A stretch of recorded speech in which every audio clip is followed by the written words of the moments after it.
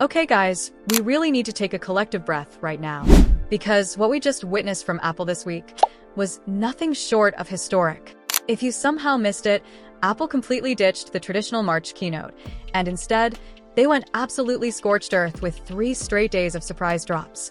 Monday, Tuesday, Wednesday, we got the massive M5 MacBook Pros, the new iPhone 17e, and of course, the absolute wildcard of the week, the brand new MacBook Neo. Wow. I mean, a ground-up redesign with an A17 Pro chip inside for $599. It completely rewrites Apple's entire entry-level playbook. But as the dust settles, a lot of us are looking at our living rooms and asking one very obvious, very loud question. Where on earth is the new Apple TV? Because let's be real, the current Apple TV 4K came out in late 2022, and it's still rocking the A15 Bionic chip from the iPhone 13. In the tech world, for years without an update is basically an eternity. The supply chain was ready, the factories were primed, so why did Apple suddenly hit the brakes? Well, my friends, I've been digging into the leaks, the supply chain data, and the software roadmaps, and the truth is absolutely fascinating. Apple didn't forget about your living room. They didn't run out of parts. They held it back on purpose, and to understand why, we have to talk about the biggest software bottleneck in Apple history. For the past couple of years, Apple Intelligence has been a bit of a bumpy ride. We were promised a hyper-smart, context-aware version of Siri, but the reality was a lot more limited. Building a massive AI brain from scratch takes an unbelievable amount of data and raw computing power. Apple realized they were running out of time to catch up, so they did something they almost never do. They swallowed their pride, and they bought the ultimate shortcut. Back in January, Apple quietly inked a massive $1 billion a year deal with Google. The goal? To license a highly customized, heavily tuned version of Google's 1.2 trillion parameter Gemini AI model. Now, before you panic and think your Apple ecosystem is turning into Android, let me stop you right there. Think of it like this. Google is simply supplying the raw, high-horsepower engine, but Apple is the one building the luxury, private chassis around it. Under this new system, codenamed Linwood, Siri has 2 brains. If you ask Siri to turn off the lights or open Hulu, your device handles that instantly and privately using its own internal chip. But if you ask something crazy complex like, "Hey Siri, what was that sci-fi movie I watched last Tuesday? Who is the director?" and play something similar with the lights dimmed blue, that request is way too heavy.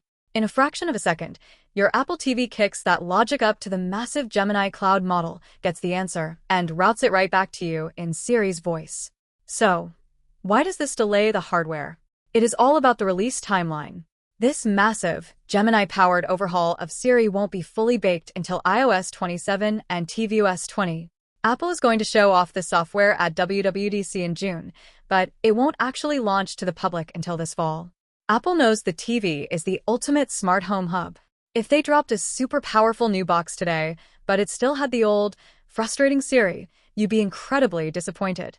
They want that magical, day one unboxing experience where the hardware and the software work in perfect harmony. That is exactly why they are making us wait until fall 2026. But guys, let me tell you, based on the leaks, this wait is going to be incredibly worth it. Because the hardware they are preparing is an absolute monster. The biggest shocker is the brain of this new machine. The 2026 Apple TV is heavily rumored to feature the A17 Pro chip, completely skipping several generations. Now, you might be wondering, why does a Netflix box need the exact same silicon as an iPhone 15 Pro? It all comes down to a brilliant manufacturing trick called yield harvesting. When you print microscopic 3-nanometer chips, some of them come out slightly imperfect. They might run just a little bit too hot for a tiny, sealed smartphone. Instead of throwing those perfectly good chips in the trash, Apple repurposes them. The Apple TV is a giant box with a fan and no battery, so it doesn't care if a chip runs a little warm. Apple gets to recycle their silicon, and we get a wildly overpowered media box for basically no extra R&D cost. It is pure genius. But the A17 Pro brings something absolutely critical to the table: 8 gigabytes of RAM. If you want your Apple TV to run those instant local AI commands without lagging, it needs memory to hold the AI weights.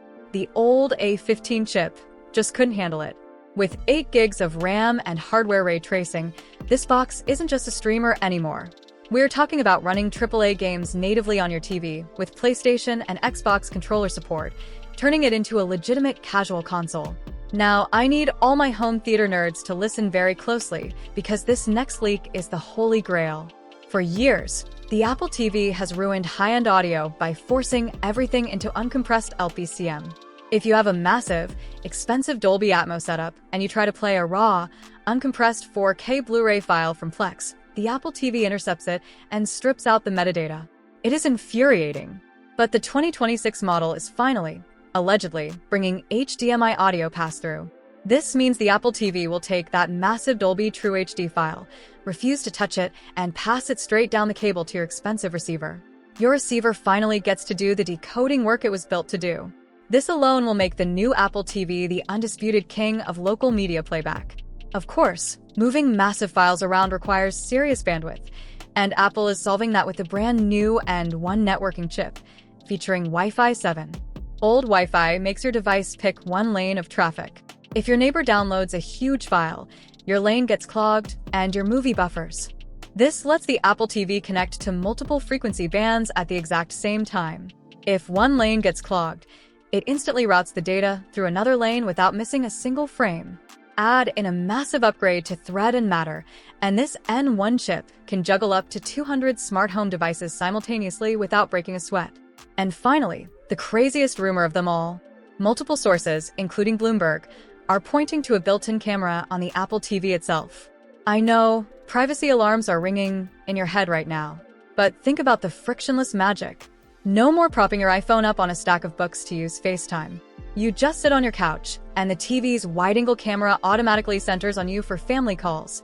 Even better, it could use that sensor to automatically detect who just sat down on the couch, instantly switching the tvOS 20 liquid glass interface to your specific Netflix profile and Apple Music library. No clicking required. So, what is this ultimate, AI-powered A17 Pro living room hub going to cost us when it finally drops this fall? The rumors are pointing to an insanely aggressive starting price of just $159. Apple is willing to take a loss on this hardware because it's a Trojan horse. Once this Gemini-powered hub is running your entire home, managing your Thread network, and providing incredible gaming and audio, you are locked into their ecosystem forever. So no, Apple didn't forget us. They're just setting the stage for the biggest living room takeover in tech history. But I want to hear from you guys. Is HDMI pass-through enough to make you upgrade on day one? And how do you really feel about a built-in camera staring at your couch? Drop your thoughts down in the comments below. I always love reading your takes. If you enjoyed this deep dive, make sure to hit that like button, subscribe, and ring the bell so you don't miss our full coverage when tvOS 20 finally drops. Stay safe, and I'll see you in the next one. Take care.